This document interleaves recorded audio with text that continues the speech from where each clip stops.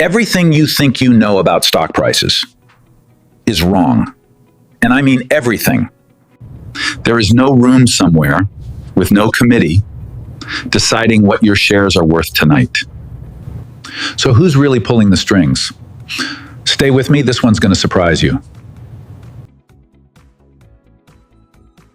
You've been told the stock market has a price setter. It doesn't. No person, no company, no government sets it. So if nobody sets the price, who decided Apple is worth $3 trillion today? The answer involves millions of strangers, a few algorithms, and one very old idea, an auction. Here's the myth. People assume the New York Stock Exchange sets stock prices like a store sets its prices.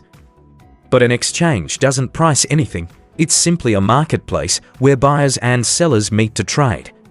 Companies don't set their own share price either. Executives can't call up and demand a higher number. Even governments, with all their power, don't directly set the price of a publicly traded stock. If markets confuse you, you're not alone. We're breaking this down piece by piece, so hit subscribe now. One tap keeps this series coming, and there's a lot more of the market's hidden machinery to uncover. Every stock price comes from one simple mechanic, an order book, matching people who want to buy and sell. A buyer says, "I'll pay this much." A seller says, "I'll accept that much." The price is where they agree. When more people want to buy than sell, the price climbs, because buyers start offering more to win the trade. When more people want to sell than buy, the price falls, because sellers start accepting less just to exit. This happens continuously, thousands of times per second, across every stock exchange on the planet, right now.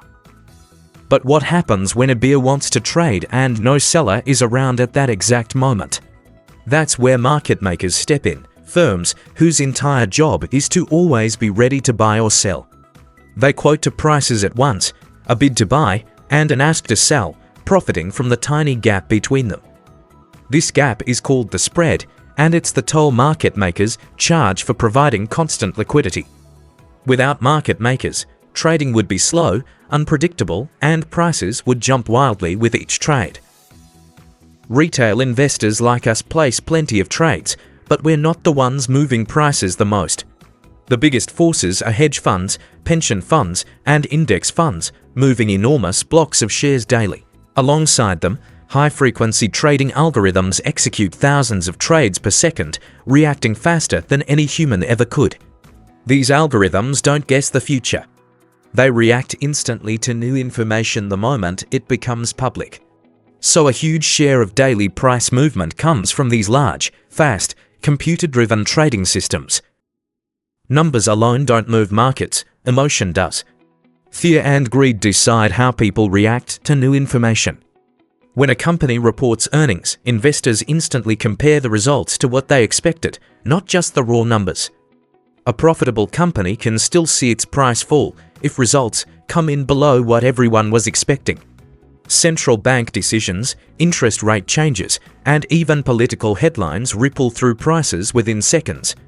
Millions of individual reactions blend together, and that collective psychology becomes visible as the price chart.